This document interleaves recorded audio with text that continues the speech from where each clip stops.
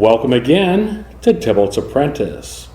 Through a wonderful twist of fate, I am joined for another episode the same evening. Once again. And again, we get to have Eric back. So, Eric, welcome back. Thank you. And it's been some time since we got a chance to play, but for you and I, we got to play together for the very first time after last interview. Yep. So I want to jump right into, and though we thought we'd left this topic behind some time ago, Nekazar. You played against the Nekazar deck shortly after that. So we jumped into a game of Commander. It was a 6-way Commander game. What were your feelings on that? True shark pit. Yeah? Oh, yeah.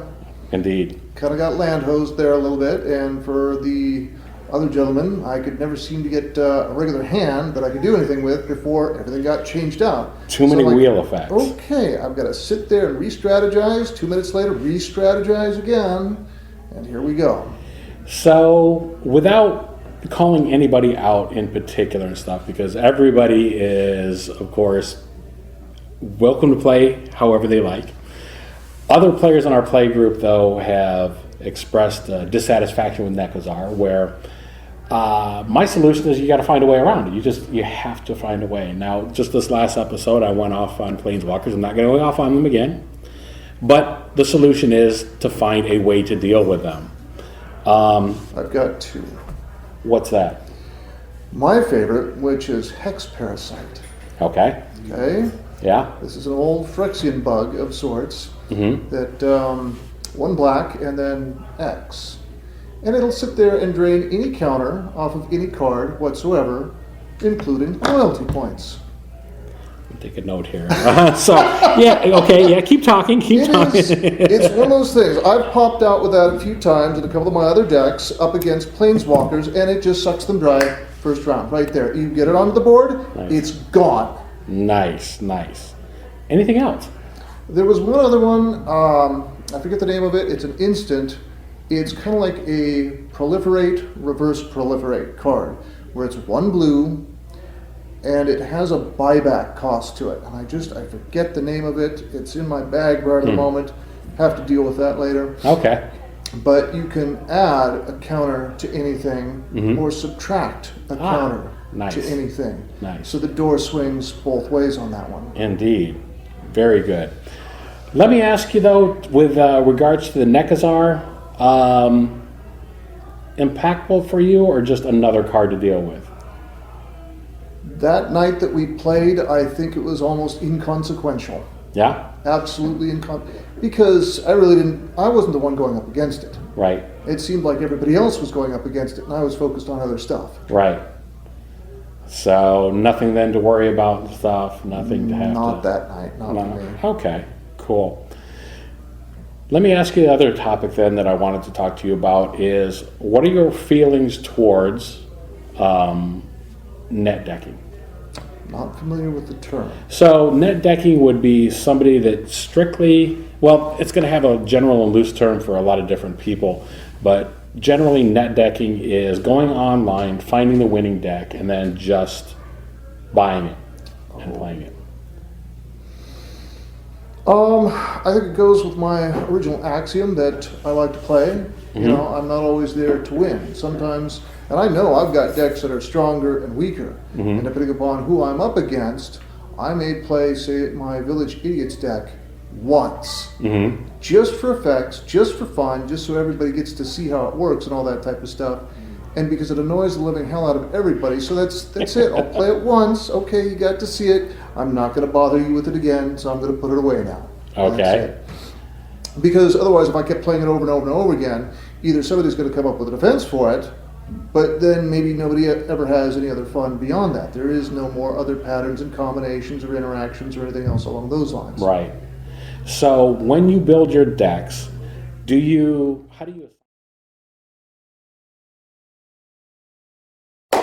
Okay, we are back. We're back. I'm getting a heck of a lot of use out of that experiencing technical difficulties thing today, but anyhow, continue. Ask me the question again, because all these technical difficulties, I'm like, I was saying something important here. So not that important. So but, we're talking about doing the decks, and we're talking about net decking. Power. Assigning power to the decks that you create. Okay, so net decking. No, I don't think I'd ever really do the net decking. Right Okay. offhand, just because I guess I'm a little bit more tactile too. In that sense, it would be the difference between using a Kindle or going out to the store and actually buying a book. Okay, for some stuff, yeah, I'm going to have a Kindle because I want to be able to go wherever I want with it, whatever it is. But maybe there's something like the Chronicles of Amber or one of the other books or something like that. Yeah, I'd like to be able to sit there and flip through it over a period of time. Right. So cards are very similar in that regard. It has that tactile sense. You're going through there, sitting there, flipping through it or whatever it is. I don't want to deal with that online. Right. Yeah, online is faster. You can punch in a couple of cards and whatever else it is, and they're going to pop up, and you can do stuff on certain apps and whatever else. Okay, that's cool. But I can just as easily do it off the top of my head, pen and paper, and say, okay, I think this card, this card, this card, and this card might work together, and throw out maybe about 20 different cards and start looking at the synergies between them. And then as far as power or assigning power to a deck, like if I finally build a deck or something like that, I wouldn't exactly say that it's a 1 through 10 assignment or something like that. It would be more of an intuitive thing of, did I originally build this particular deck to be in a tournament, or did I build it more for the shark pit on a free-for-all basis? Because if I build something that's more meant for group, it's going to be a lot weaker one-on-one. Sure. Just like if I build a tournament deck for standard or extended or whatever else it is, potentially it could be a lot weaker for a group. For a group game, sure. My hate deck, constantly, every time I bring it out, my son, he immediately attacks me with everything. Everybody else forgets about me, but he sits there and just pummels me, and it's got just enough defense to wipe him out. But then the moment somebody else swings my way, smell blood in the water. That's coming it. For you. And I might be able to get 1 or 2 shots off for defense. Right. But then that's it.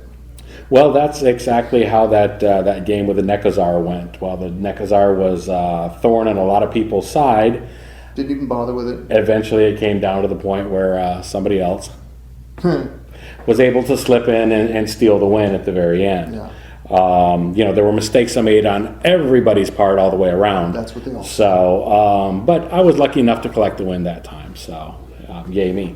Anyhow, so as far as the way that you build the decks, then I'm fascinated because how do you keep track of, or how do you learn about the new cards? If you're not online, because you don't do Arena, you don't necessarily stay with the lore of the sets, or how do you find out what's out there? Okay, I'll read, obviously. I'll go online and I'll just look at the actual spoilers, and I'll look at what's there. Sometimes I'll watch what other people doing.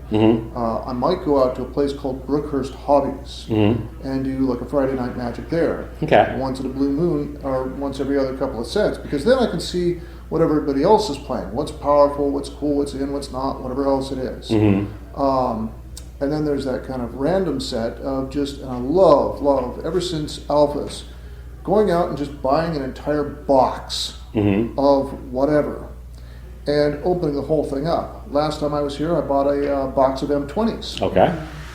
Gave him about 9 packs of it, and I still have not opened it yet. I just have not had the time. It's like, okay, we did that, then it's off to Baltimore, and now it's back. Now I've got all these other things, and I've got to get back into work, and we have emergency trials that we've got to, file everything in court for. No time for play until today. Okay. Well, with that in mind, I'm going to thank you for joining me. Thanks for talking to me. Absolutely. And let's get to playing. Absolutely.